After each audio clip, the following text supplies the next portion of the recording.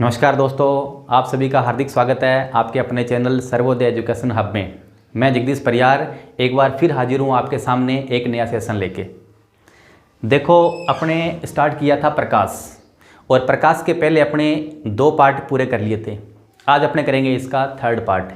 देखो, 3rd part करने से पहले अपने ये देखेंगे कि हमने अपना जो नेक्स्ट सेशन किया था उसके अंदर अपने किसके बारे में पढ़ा था। तो नेक्स्ट सेशन में अपने पढ़ा था प्रकाश के परावर्तन के बारे में, कि प्रकाश का परावर्तन क्या होता है, परावर्तन कितने प्रकार का होता है और परावर्तन के कौन कौन से नियम हैं। यहाँ तक अपने कंप्लीट कर लिया था। आज अपने इससे आगे बढ़ते हैं। तो आज अपने करेंगे दर्पण के बारे में, कि दर्पण या मिरर किसे कहते हैं, दर्पण किसके सिद्धांत पर काम करते हैं और दर्पण कितने प्रकार के होते हैं और उनके क्या क्या उपयोग हैं दैनिक जीवन के अंदर। तो अपने बिना कोई देरी के स्टार्ट करते हैं दर्पण के बारे में।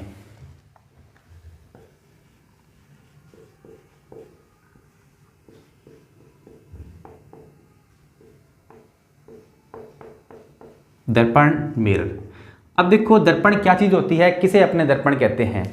तो दर्पण का मतलब होता है कि कोई एक समतल कांच की पट्टिका है। इस पट्टिका के किसी एक भाग पर अगर हम किसी परावर्तक पदार्थ का लेपन कर दें या किसी परावर्तक पदार्थ की पॉलिश कर दें तो क्या बन जाएगा, दर्पण बन जाएगा।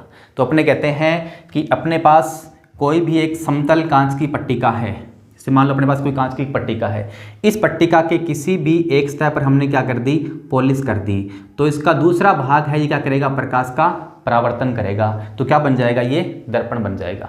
तो अपने बोलते हैं कि कांच की कोई एक पट्टिका जिसके किसी एक सतह पर या किसी एक भाग पर किसी परावर्तक पदार्थ का लेपन कर दें तो वो क्या बन जाती है, दर्पण बन जाती है।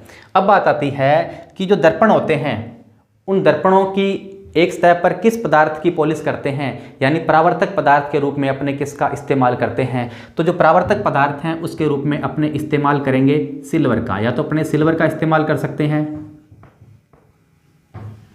या अपने इसके लिए पारे का इस्तेमाल भी कर सकते हैं, या अपने कह सकते हैं सिल्वर ब्रोमाइड का लेपन भी अपने इस पर कर सकते हैं,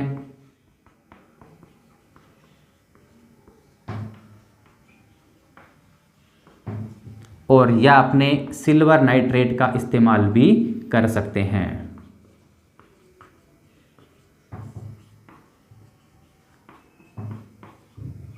सर्वाधिक जो परावर्तक पदार्थ के रूप में अपने इस्तेमाल करते हैं तो किसका करते हैं, सिल्वर नाइट्रेट का करते हैं। अब देखो कि अपने परावर्तक पदार्थ के रूप में सिल्वर का इस्तेमाल कर सकते हैं, पारे का इस्तेमाल कर सकते हैं, सिल्वर ब्रोमाइड का इस्तेमाल करते हैं, और किसका करते हैं, सिल्वर नाइट्रेट का करते हैं। तो देखो, सर्वाधिक इस्तेमाल किया जाने वाला परावर्तक पदार्थ कौन सा होता है, सिल्वर नाइट्रेट AgNO3 का इस्तेमाल किया जाता है।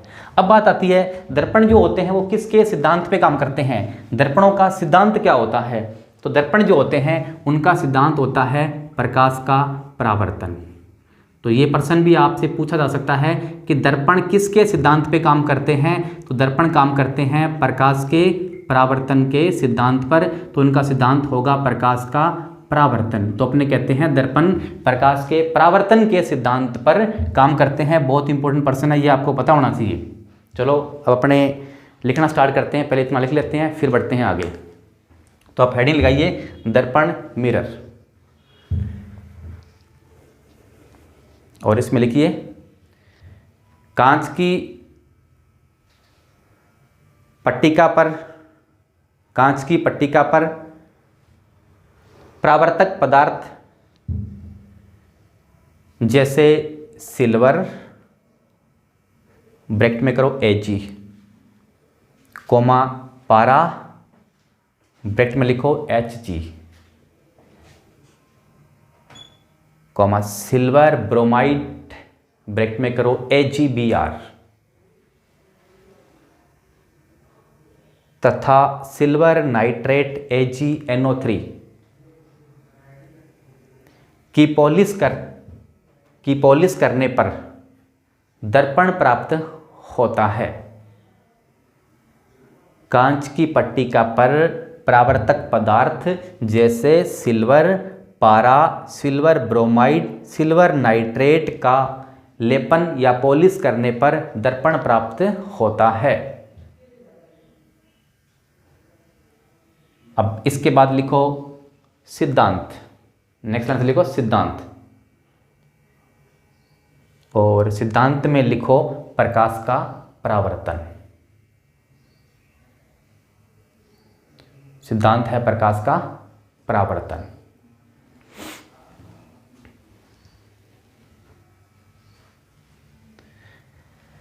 अब इसके बाद में बात आती है कि दर्पण जो होते हैं वो कितने प्रकार के होते हैं, कितने भागों में दर्पण को अपने बांट सकते हैं। तो अपने करेंगे दर्पण के प्रकार।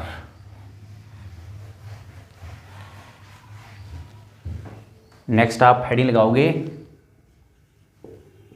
दर्पण के प्रकार कि दर्पण को हम कितने भागों में बांट सकते हैं। तो देखो दर्पण जो होते हैं वो मुख्य रूप से दो प्रकार के होते हैं। दर्पण को हम बांट सकते हैं कितने भागों में, दो भागों में बांट सकते हैं।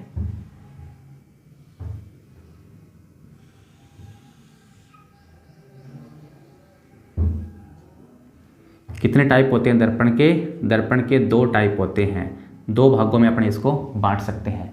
अब कौन कौन से होंगे, एक तो होता है समतल दर्पण, इसे अपने बोलते हैं समतल दर्पण। और दूसरा कौन सा होगा, तो दूसरा होता है गोलीय दर्पण।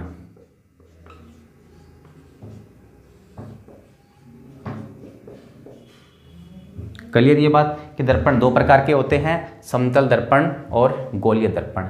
अब देखो समतल दर्पण कौन सा होता है, या समतल दर्पण अपने किसे मानेंगे कि वह दर्पण जिसका परावर्तक तल समतल हो, वो कौन सा होगा, समतल दर्पण। और वह दर्पण जिसका परावर्तक तल गोल हो, वो कौन सा होगा, गोलीय दर्पण। तो यहाँ पे अपन लिख देंगे परावर्तक तल कि इसका परावर्तक तल कैसा होगा। तो लिखेंगे परावर्तक तल, इसका जो परावर्तक तल होता है वो कैसा होता है, समतल। और जो गोलीय दर्पण होते हैं उनका परावर्तक तल कैसा होता है, तो गोलीय दर्पण का परावर्तक तल होता है गोल।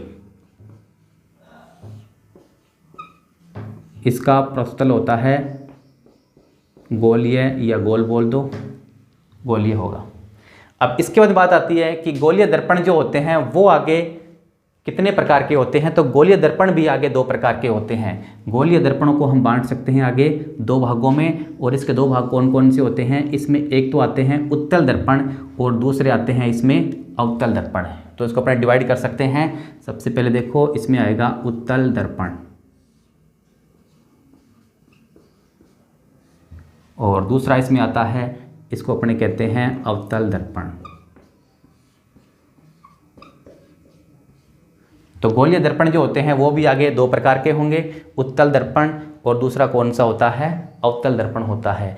अब देखो उत्तल दर्पण कौन सा होता है, किसे अपने मानेंगे उत्तल दर्पण, तो वह दर्पण जिसका परावर्तक तल बाहर की तरफ उभरा हो, वो तो कौन सा होता है, उत्तल दर्पण होगा। और वह दर्पण जिसका परावर्तक तल अंदर की ओर धंसा हुआ हो, वो कौन सा हो जाएगा, अवतल दर्पण हो जाएगा। तो अपने यहाँ लिख देंगे परावर्तक तल। तो इसका परावर्तक तल होता है बाहर उभरा,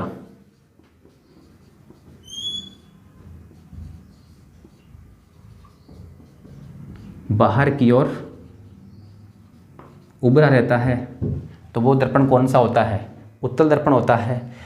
और जो अवतल दर्पण होता है इसका परावर्तक तल जो होता है वो अंदर दशा होता है। तो अपने यहाँ क्या लिख देंगे, यहाँ लिखेंगे अपने परावर्तक तल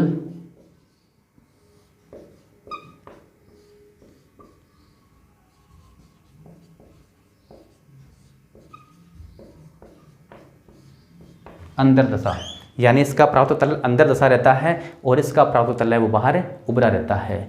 तो अब देखो दर्पण दो प्रकार के होंगे, समतल दर्पण इसका परावर्तक तल कैसा होता है, समतल होता है। और गोलीय दर्पण इसका परावर्तक तल कैसा होगा, गोलीय होगा। गोलीय दर्पण जो होते हैं उसको अपने बांटते हैं दो भागों में। इसमें सबसे पहले आता है उत्तल दर्पण कि वह दर्पण जिसका परावर्तक तल बाहर की ओर उभरा हो, गोलीय दर्पण उत्तल दर्पण कहलाता है। और अवतल दर्पण में क्या लिखेंगे कि वह दर्पण जिसका परावर्तक तल अंदर की ओर धंसा हो, उसे अपने मानते हैं अवतल दर्पण। तो अब उसको आप कीजिए नोट, फिर बढ़ते हैं आगे।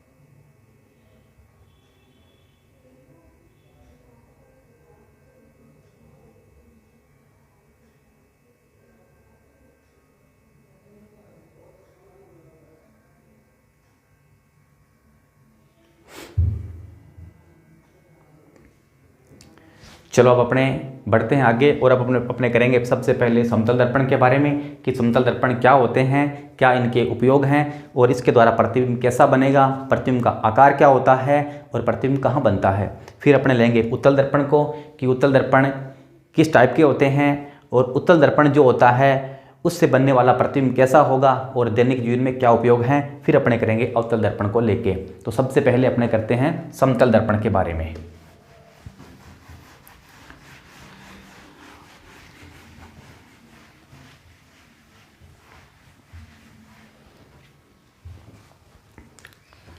तो अपने सबसे पहले करते हैं समतल दर्पण।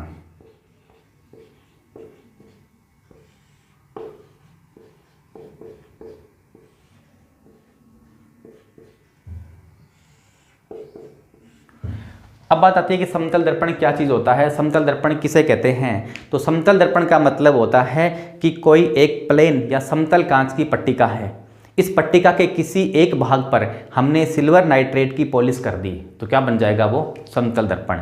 तो अपने कहते हैं वह दर्पण जिसकी किसी एक सतह पर सिल्वर नाइट्रेट की पॉलिश कर दें तो क्या बन जाएगा, समतल दर्पण बन जाएगा। जैसे मान लो ये अपने पास कोई एक कांच की पट्टिका है, इसके एक भाग पर मैंने क्या कर दी, पॉलिश कर दी, तो इसका दूसरा भाग क्या बन जाएगा, ये बन जाएगा इसका परावर्तक तल, ये बन जाएगा इसका परावर्तक तल। तो समतल कांच की पट्टिका के किसी एक भाग पर किसी परावर्तक पदार्थ की पॉलिश कर दें तो दूसरा भाग प्रकाश का परावर्तन करता है, तो ये कौन सा दर्पण होगा, समतल दर्पण होगा। अब बात आती है कि समतल दर्पण जो होता है उससे बनने वाला प्रतिबिंब कैसा होगा, किस प्रकार का प्रतिबिंब बनता है समतल दर्पण से। फिर बात आती है कि समतल दर्पण से बनने वाले प्रतिबिंब का आकार क्या होता है, किस आकार का प्रतिबिंब बनेगा समतल दर्पण से। फिर बात आती है कि स्थिति क्या होती है, कहाँ प्रतिबिंब बनता है समतल दर्पण से, तो यहाँ लिखेंगे अपने इसकी स्थिति के बारे में। फिर बात आती है कि समतल दर्पण जो होता है उसकी फोकस दूरी कितनी होती है, इसके बारे में भी अपने को पता होना चाहिए। तो अपने पहले बात करते हैं कि प्रतिबिंब कैसा बनेगा समतल दर्पण से। तो ये कोई समतल दर्पण है और इसके अंदर ये कोई अभिलंब है। अब मान लो समतल दर्पण के सामने कोई एक व्यक्ति है, ये कोई एक व्यक्ति है जो समतल दर्पण के सामने खड़ा हुआ है। अब देखो इस व्यक्ति का प्रतिबिंब कहाँ बन रहा है, समतल दर्पण के अंदर बन रहा है। तो समतल दर्पण में इसका प्रतिबिंब कैसा बनेगा, तो समतल दर्पण में इस व्यक्ति का प्रतिबिंब बनेगा बिल्कुल सीधा। तो कैसा बनता है, सीधा बनता है। तो अपनी पहली बात क्लियर होगी कि समतल दर्पण में जो प्रतिबिंब बनते हैं वो कैसे होते हैं, सीधे होते हैं। सीधा प्रतिबिंब बनता है किसी वस्तु का। अब देखो इसका सिर ऊपर की ओर है, इसका सिर भी ऊपर की ओर है, तो प्रतिबिंब कैसा है, सीधा है। तो अपने यहाँ लिख देंगे प्रतिबिंब कैसा बनता है, सीधा बनता है।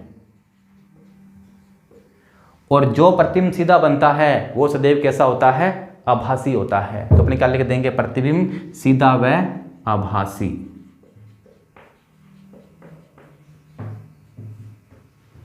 फिर बात आती है कि समतल दर्पण से जो प्रतिबिंब बनता है उस प्रतिबिंब का आकार क्या होगा। तो समतल दर्पण में बनने वाला प्रतिबिंब का आकार वस्तु के आकार के क्या होता है, बराबर, यानी समान आकार का प्रतिबिंब बनता है। जितनी बड़ी वस्तु उतना ही बड़ा प्रतिबिंब बनेगा। तो आकार क्या होता है, यहाँ लिख देंगे वस्तु के बराबर। तो समतल दर्पण से बनने वाले प्रतिबिंब का आकार क्या होगा, वस्तु के आकार के बराबर होगा। किसी वस्तु, कोई वस्तु जितनी बड़ी है उतना ही बड़ा प्रतिबिंब प्राप्त करने के लिए किस दर्पण का इस्तेमाल करते हैं, समतल दर्पण का इस्तेमाल करते हैं। फिर इसके बाद बात आती है कि समतल दर्पण से बनने वाला प्रतिबिंब होता है, इसकी स्थिति कहाँ पर होती है। तो देखो ये समतल दर्पण के सामने कोई व्यक्ति खड़ा है और इसके मध्य कितनी दूरी है, मान लो d दूरी है। कोई व्यक्ति समतल दर्पण के सामने d दूरी पर स्थित है तो प्रतिबिंब कहाँ बनेगा, दर्पण के पीछे d दूरी पर बनेगा। तो अपने कह सकते हैं कोई व्यक्ति या कोई वस्तु समतल दर्पण के सामने जितनी दूरी पर रखी हुई है प्रतिबिंब दर्पण के पीछे उतनी ही दूरी पर बनेगा। तो यहाँ पर ये समझने वाली बात है कि कोई व्यक्ति समतल दर्पण से 5 मीटर की दूरी पर है तो उसका प्रतिबिंब दर्पण से कितनी दूरी पर बनेगा। अब देखो, व्यक्ति दर्पण से 5 मीटर की दूरी पर है तो प्रतिबिंब भी दर्पण से 5 मीटर की दूरी पर बनेगा। अगर उसने आपसे ये पूछ लिया कि कोई एक व्यक्ति है जो समतल दर्पण से 5 मीटर की दूरी पर स्थित है और प्रतिबिंब कहाँ बन रहा है इसका, 5 मीटर की दूरी पर बन रहा है, तो उस व्यक्ति और उसके प्रतिबिंब के बीच में कितनी दूरी होगी। तो इस व्यक्ति और इसके प्रतिबिंब के बीच में कितनी दूरी हो जाएगी, तो इन दोनों के बीच में दूरी हो जाएगी 10 मीटर हो जाएगी। दो तरीके से प्रश्न आ सकता है कि कोई व्यक्ति समतल दर्पण से 5 मीटर की दूरी पर स्थित है तो उसका प्रतिबिंब दर्पण से कितनी दूरी पर बनेगा, 5 मीटर की दूरी पर, और उसका प्रतिबिंब उस व्यक्ति से कितनी दूरी पर बनेगा, तो वो हो जाएगी 10 मीटर की दूरी पर बनेगा। तो स्थिति के अंदर अपने लिख देंगे दर्पण के पीछे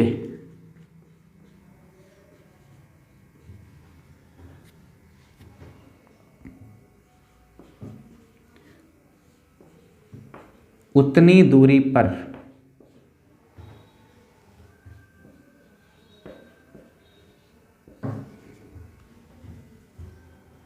दर्पण के पीछे उतनी दूरी पर जितनी दूरी पर वस्तु उसके आगे स्थित है।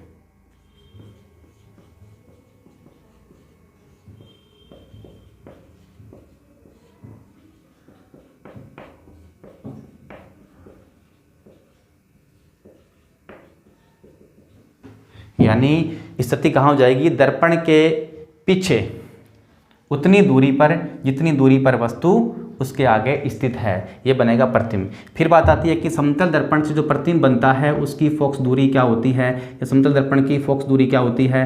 तो समतल दर्पण की जो फोकस दूरी होती है वो होती है अनंत। क्या हो जाएगी, इसकी फोकस दूरी कितनी हो जाएगी, तो इसकी फोकस दूरी होती है अनंत होती है। अब इसके बाद में बात आती है कि कोई व्यक्ति समतल दर्पण की तरफ v वेग से गति करता है, कोई व्यक्ति समतल दर्पण की तरफ v वेग से गति करता है तो उसका प्रतिबिंब भी दर्पण की तरफ v वेग से आता हुआ प्रतीत होता है। कि कोई व्यक्ति है वो दर्पण की तरफ 5 मीटर प्रति सेकंड के वेग से गति कर रहा है तो उसका प्रतिबिंब दर्पण के सापेक्ष 5 मीटर प्रति सेकंड के वेग से आता हुआ प्रतीत होगा। लेकिन अगर उसने ये पूछ लिया कि कोई व्यक्ति समतल दर्पण के सामने 5 मीटर प्रति सेकंड के वेग से गति कर रहा है तो उस व्यक्ति के सापेक्ष प्रतिबिंब कितने वेग से आता हुआ प्रतीत होगा, तो व्यक्ति के सापेक्ष दुगने वेग से आता हुआ प्रतीत होगा, यानी 10 मीटर प्रति सेकंड के वेग से आता हुआ प्रतीत होता है। कैसे, जैसे अपने समझते हैं कि ये कोई एक दीवार है, इस दीवार से कोई एक ट्रक टकराएगा 30 मीटर प्रति सेकंड के वेग से, और इधर से एक ट्रक और आ रहा है, उसकी स्पीड भी कितनी है, 30 मीटर प्रति सेकंड है। अब दोनों अगर उस दीवार से टकराएंगे तो दोनों की जो स्पीड होगी वो कितनी हो जाएगी, ये हो जाएगी 60 मीटर प्रति सेकंड, यानी सापेक्ष चालें जो है वो आपस में जुड़ जाती है। वही बात यहाँ लागू होती है कि अगर व्यक्ति के सापेक्ष पूछे कि इस व्यक्ति के सापेक्ष प्रतिबिंब कितने वेग से आता हुआ प्रतीत होगा, तो 10 मीटर प्रति सेकंड के वेग से, यानी दोगुने वेग से आता हुआ प्रतीत होता है, और दर्पण के सापेक्ष उसी समान वेग से आता हुआ प्रतीत होता है जितने वेग से व्यक्ति दर्पण की ओर गति कर रहा है। ठीक है, तो पहले आप इतना लिखना स्टार्ट कीजिए, इसके बाद अपने बढ़ते हैं आगे। आप लिखिए, पहले सबसे पहले हेडिंग लगाइए समतल दर्पण, और इसमें लिखिए जब किसी समतल कांच की पट्टिका के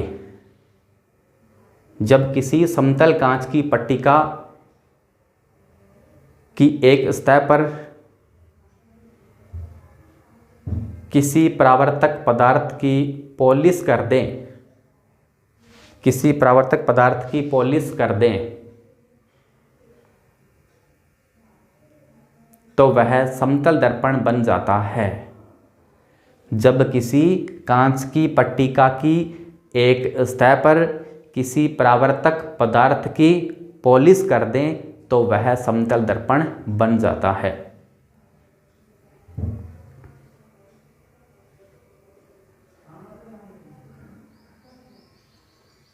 नेक्स्ट लाइन से लिखिए,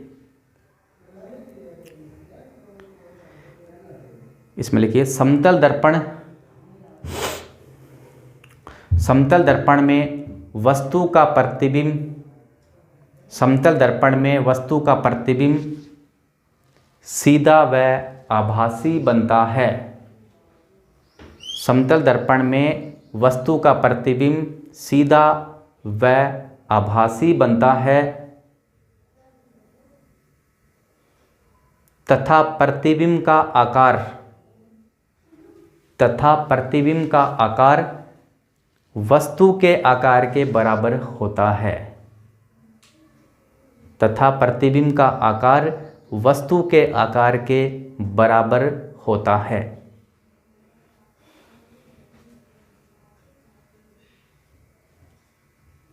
नेक्स्ट लाइन में लिखिए,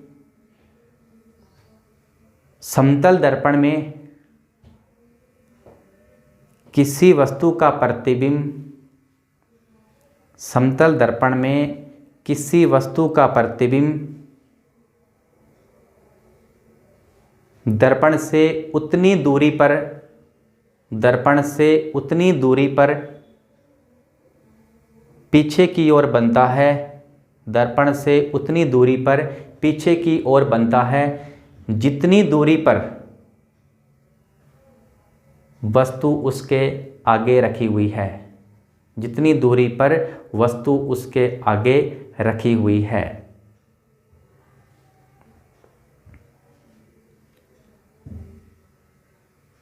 नेक्स्ट लाइन में लिखिए, समतल दर्पण की फोकस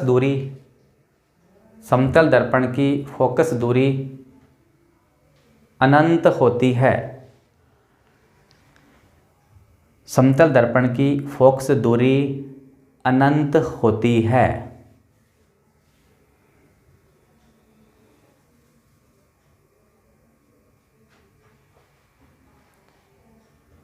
और फिर नेक्स्ट लाइन से लिखिए, नेक्स्ट में लिखिए, कोई व्यक्ति समतल दर्पण की तरफ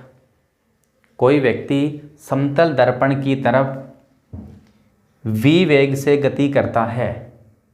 कोई व्यक्ति समतल दर्पण की तरफ v वेग से गति करता है तो प्रतिबिंब भी दर्पण की तरफ v वेग से गति करता हुआ प्रतीत होता है। v वेग से गति करता हुआ प्रतीत होता है तथा उस व्यक्ति के सापेक्ष 2v वेग से गति करता है। तथा उस व्यक्ति के सापेक्ष 2v वेग से गति करता है। तो इसका अपने एक हल्का सा डायग्राम बना लेते हैं।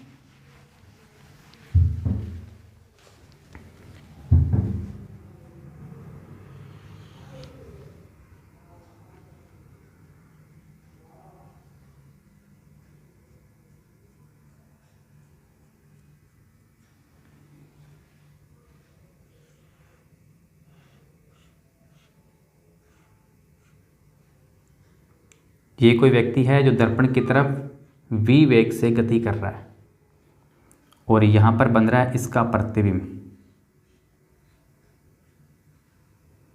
तो प्रतिबिंब भी क्या करेगा, दर्पण की तरफ v वेग से गति करेगा।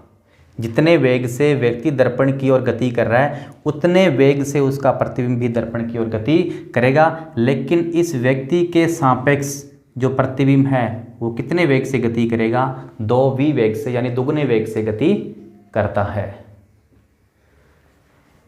इसको बना लीजिए।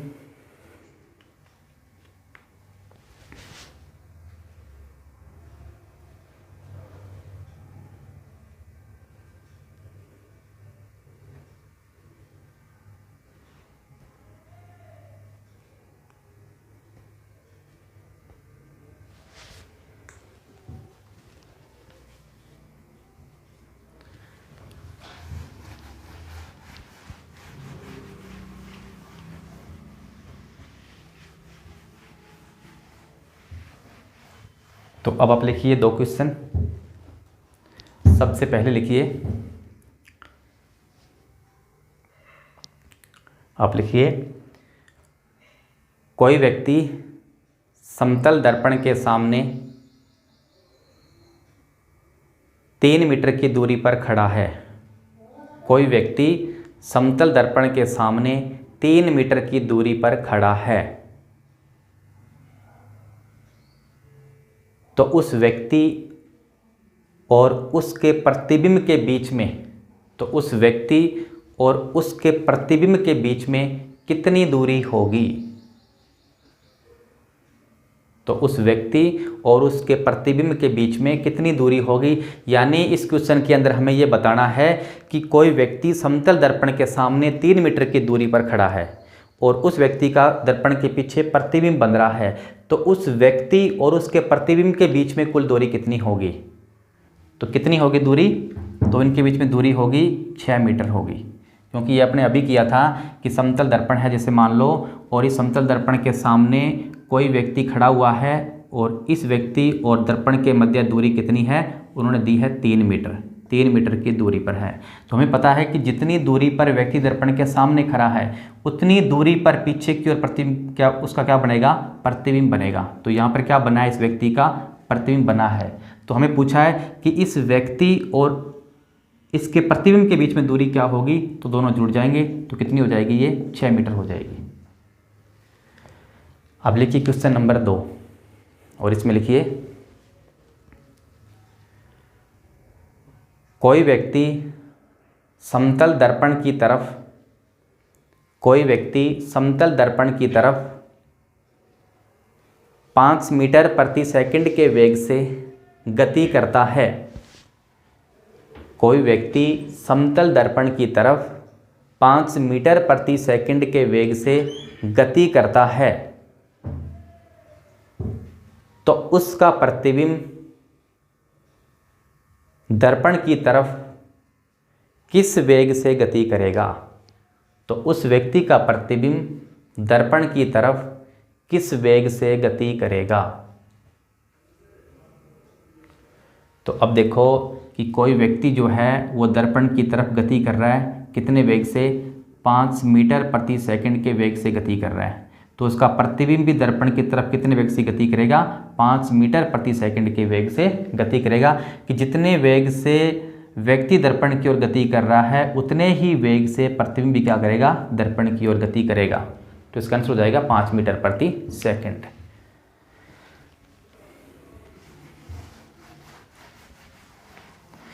अब इसके बाद में बात आती है कि कोई 2 समतल दर्पण है जो किसी थीटा कोण पर झुके हुए हैं, तो उनके मध्य रखी वस्तु के कितने प्रतिबिंब बनेंगे? ये प्रश्न पेपर के अंदर बहुत पूछा जाता है कि कोई 2 समतल दर्पण है, ये अपने पास 2 समतल दर्पण है, ये 2 समतल दर्पण किसी कोण पर झुके हुए हैं, तो इनके मध्य कोई वस्तु रखी है, उसके कितने प्रतिबिंब बनते हैं? तो इसको ज्ञात करने के 2 स्टेप होते हैं। तो इसका जो सबसे पहला स्टेप होता है वो होगा 360 डिग्री बटे में थीटा कोण बराबर n। कि 2 समतल दर्पण किसी कोण पर झुके हुए हैं, उसको अपने क्या करेंगे? यहाँ रख देंगे, इसका 360 में क्या कर देंगे? डिवाइड कर देंगे। जो अपने पास उत्तर आएगा उसमें से अपने क्या करेंगे? 1 माइनस कर देंगे, तो ये आ जाएगा n-1 बराबर प्रतिबिंबों की संख्या। ये बन जाएगी प्रतिबिंबों की संख्या। जैसे कि आपको कह दिया कि कोई 2 समतल दर्पण है, एक दर्पण ये है और दूसरा दर्पण ये है।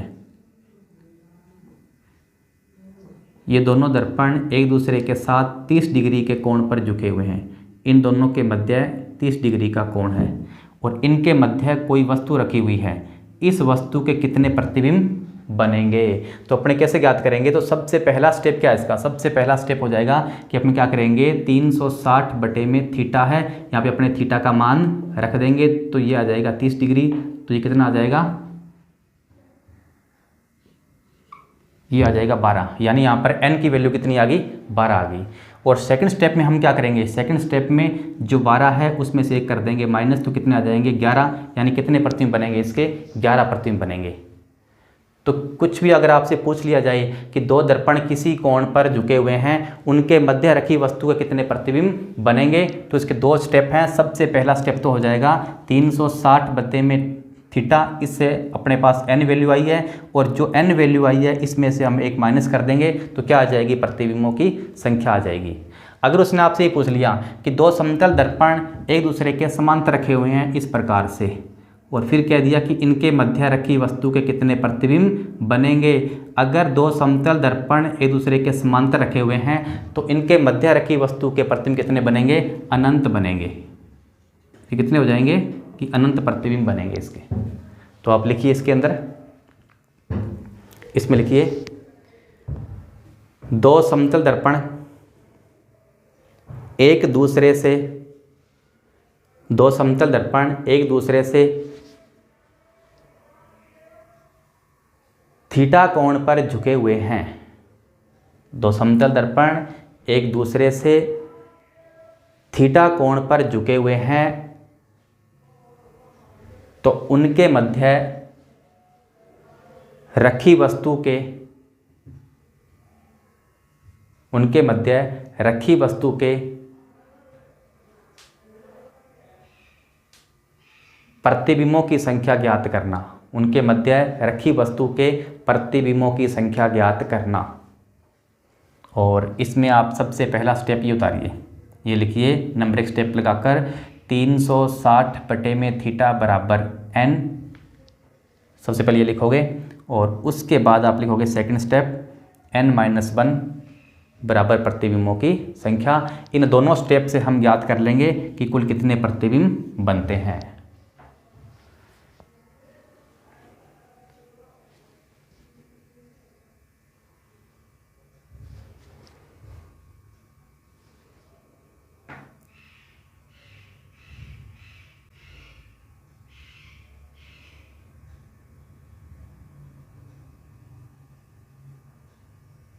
और अब आप लिखिए क्वेश्चन, इसमें लिखिए दो समतल दर्पण, दो समतल दर्पण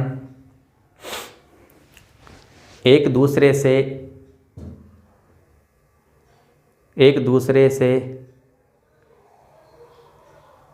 45 डिग्री का कोण बनाते हैं, एक दूसरे से 45 डिग्री का कोण बनाते हैं,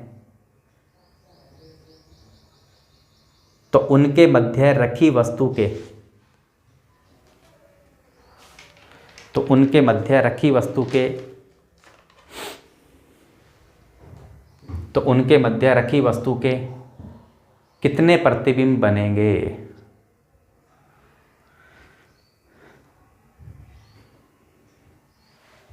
तो उनके मध्य रखी वस्तु के कितने प्रतिबिंब बनेंगे। अब देखो हमें क्या करना है, हमें इसमें कुछ भी नहीं करना, हमें बस अपने इस 2 स्टेप का ध्यान रखना है। सबसे पहले उसने आपको ये कहा है कि दो समतल दर्पण एक दूसरे के साथ 45 डिग्री का कोण बना रहे हैं, तो थीटा कितना आ गया यहाँ पे 45 डिग्री। हमें ज्ञात करनी है प्रतिबिंबों की संख्या। तो सबसे पहले हम क्या करेंगे, जो अपने पास वैल्यू है 360 या थीटा की वैल्यू रख देंगे 45, ये कितना आ जाएगा 8 आ जाएगा। ठीक है, अब अपने क्या करेंगे, सेकंड स्टेप करेंगे तो 8-1 बराबर कितना आ जाएगा 7, तो कितने बनेंगे प्रतिबिंब 7 बनेंगे। अब देखो इसके अंदर अगर वैल्यू अपने पास दशमलव में आती है, जैसे मान लो कि आपके पास वैल्यू आ रही है 3.1 या आ रही है आपके पास वैल्यू 3.5 या आ रही है आपके पास वैल्यू 3.9, तो क्या करना है, फिर हमें क्या करना है, अगली पूर्णांक संख्या लेनी है 4, चाहे 3.1 हो, चाहे 3.5 हो, चाहे 3.9 हो, हमें क्या करना है, अगली संख्या लेनी है 4। ठीक है, आप लिखिए क्वेश्चन, इसमें लिखिए दो समतल दर्पण एक दूसरे के साथ, दो समतल दर्पण एक दूसरे के साथ 100 डिग्री का कोण बनाते हैं। दो समतल दर्पण एक दूसरे के साथ 100 डिग्री का कोण बनाते हैं तो उनके मध्य रखी वस्तु के कितने प्रतिबिंब बनेंगे। तो उनके मध्य रखी वस्तु के कितने प्रतिबिंब बनेंगे। यहाँ पर जो अपने पास संख्या आएगी वो आएगी दशमलव में, यानी 360 बटे में थीटा तो आ जाएगा 3.6। हमें क्या करना है, इसके जस्ट अगली संख्या लेनी है 4, और फिर क्या कर देंगे 4 में से 1 माइनस कर देंगे तो अपने पास कितना उत्तर आ जाएगा 3। तो कितने बढ़ेंगे 3 बढ़ेंगे। अगर 3.1 आता है, 3.5 आता है या 3.9 आता है तो हमें क्या करना है, अगली पूर्णांक संख्या लेनी है। तो नोट में आप लिखिए इसके नीचे, यदि 360 बटे में थीटा, यदि 360 बटे में थीटा का मान दशमलव में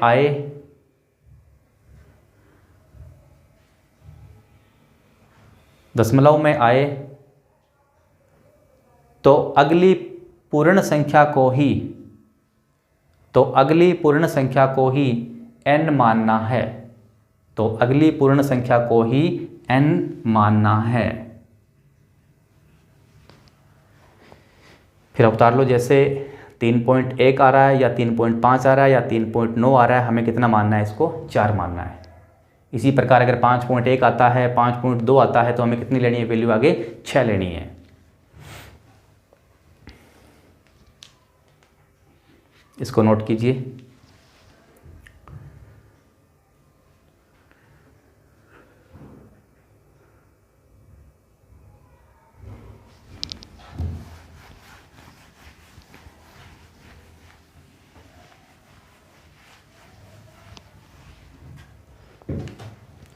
अब इसके बाद में बात आती है कि कोई एक समतल दर्पण है ये, और इस समतल दर्पण में कोई व्यक्ति अपना पूरा प्रतिबिंब देखना चाहता है।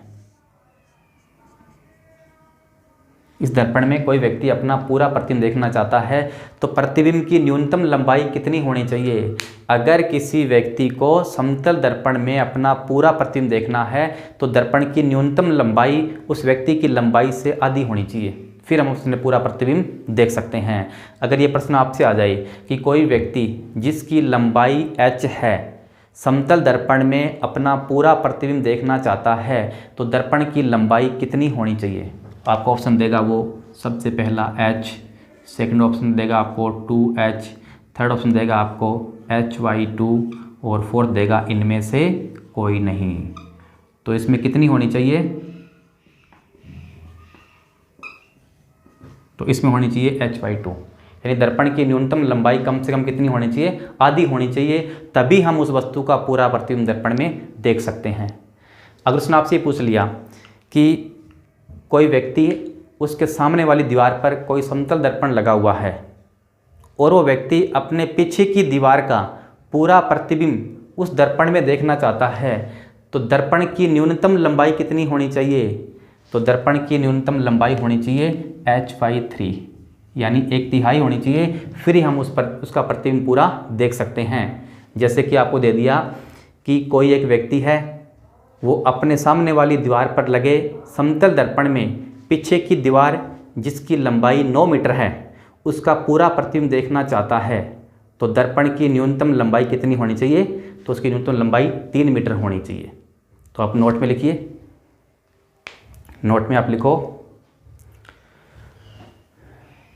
कोई व्यक्ति जिसकी ऊंचाई h है, कोई व्यक्ति जिसकी ऊंचाई h है उसे अपना पूरा प्रतिबिंब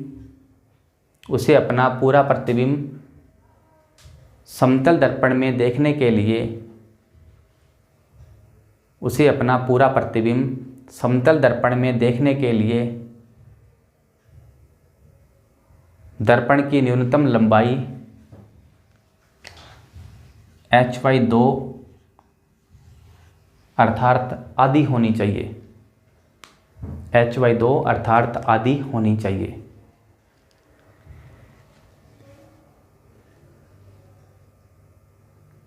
और नोट में नंबर 2 लिखिए।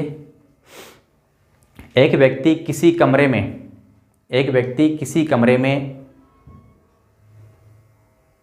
अपने सामने वाली दीवार पर लगे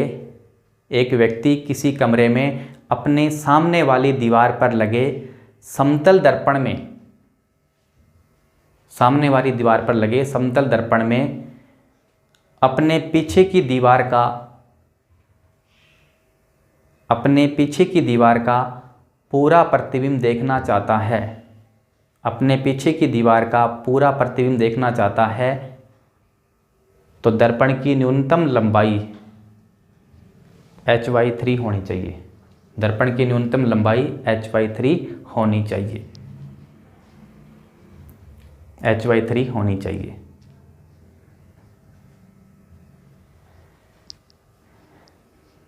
इसमें आप एक क्वेश्चन लिख लो, फिर अपने आगे बढ़ते हैं। आप लिखिए,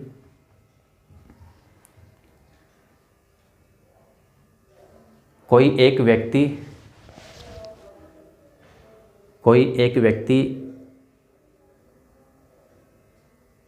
जिसकी लंबाई 1 मीटर है,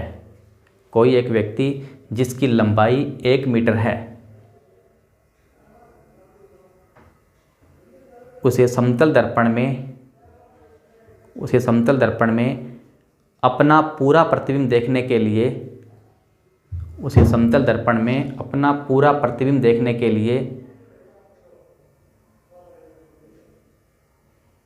न्यूनतम कितनी लंबाई का दर्पण लेना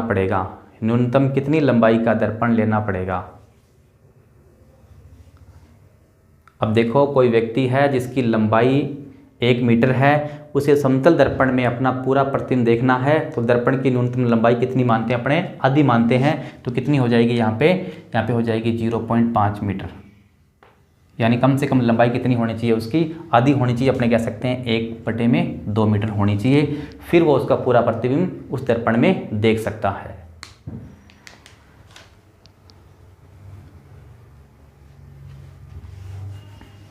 तो ये था समतल दर्पण। अब अपने बात करते हैं इसके बाद में उत्तल दर्पण की। अब इसके अंदर आते हैं आगे उत्तल दर्पण।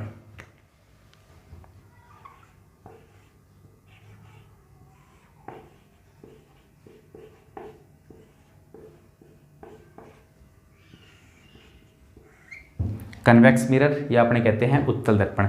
अब देखो उत्तल दर्पण क्या चीज़ होते हैं। अब उत्तल दर्पण गोलीय दर्पण का एक प्रकार है।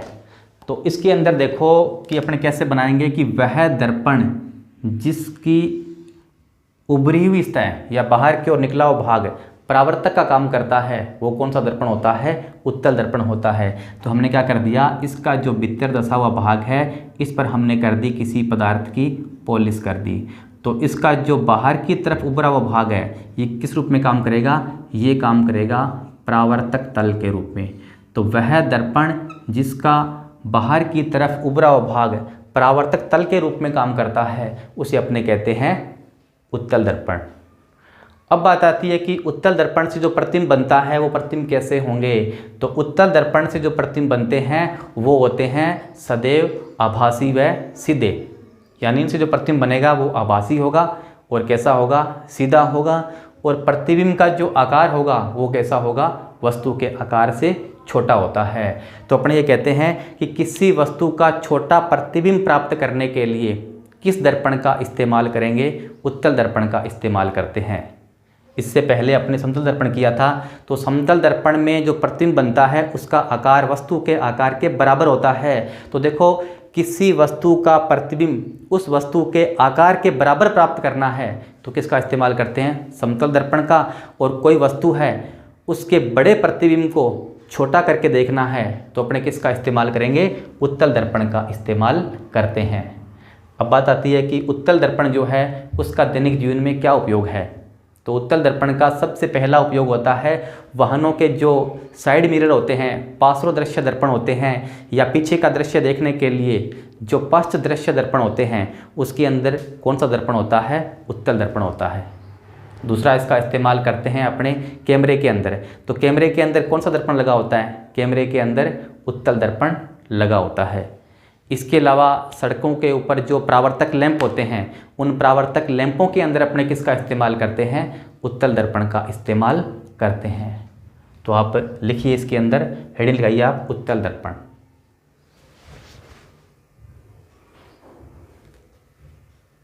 सबसे पहले आप ये बना लीजिए,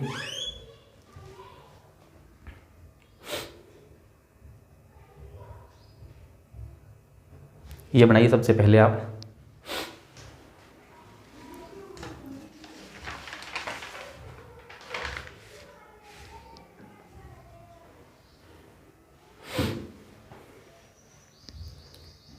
और इसमें लिखिए,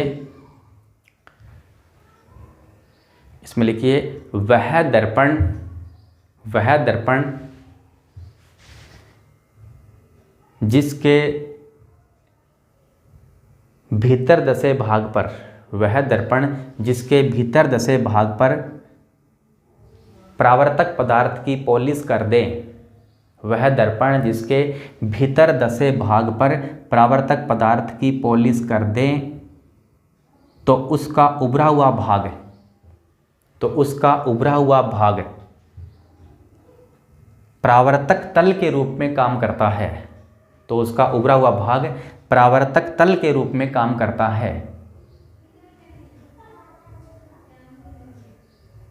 इसे उत्तल दर्पण कहते हैं। वह दर्पण जिसके भीतर दसे हुए भाग पर परावर्तक पदार्थ की पॉलिश कर दें, तो इसका बाहर उभरा हुआ भाग परावर्तक तल के रूप में काम करता है। इसे उत्तल दर्पण कहते हैं। नेक्स्ट लाइन में लिखिए, उत्तल दर्पण से बनने वाला प्रतिबिंब सीधा व आभासी होता है।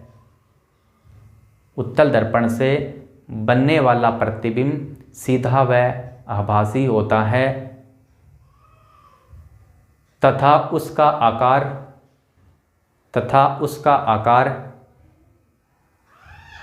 वस्तु के आकार से छोटा होता है।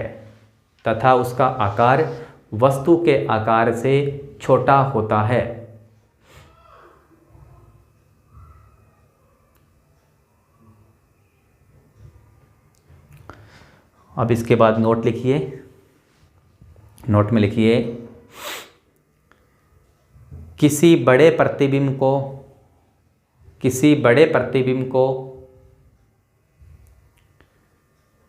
छोटा देखने के लिए उत्तल दर्पण का इस्तेमाल करते हैं। किसी बड़े प्रतिबिंब को छोटा देखने के लिए उत्तल दर्पण का इस्तेमाल करते हैं। कि कोई वस्तु एक बहुत बड़ी है, उसके प्रतिबिंब को हमें छोटा करके देखना है, तो किसका इस्तेमाल करेंगे? उत्तल दर्पण का इस्तेमाल करते हैं। और फिर लिखिए उपयोग, कि इसके क्या उपयोग हैं। तो उपयोग में लिखिए, सबसे पहला नंबर 1 लगा के, वाहनों में पश्च दृश्य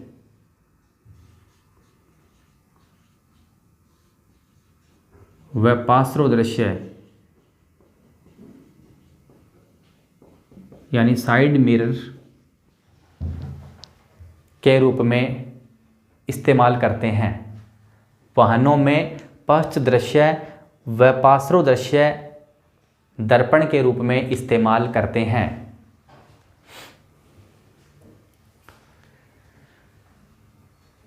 नंबर 2 लिखिए, नई एटीएम मशीनों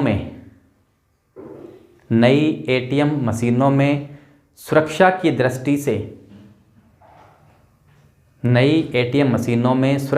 दृष्टि से पीछे के दृश्य को देखने के लिए उत्तल दर्पण का इस्तेमाल करते हैं?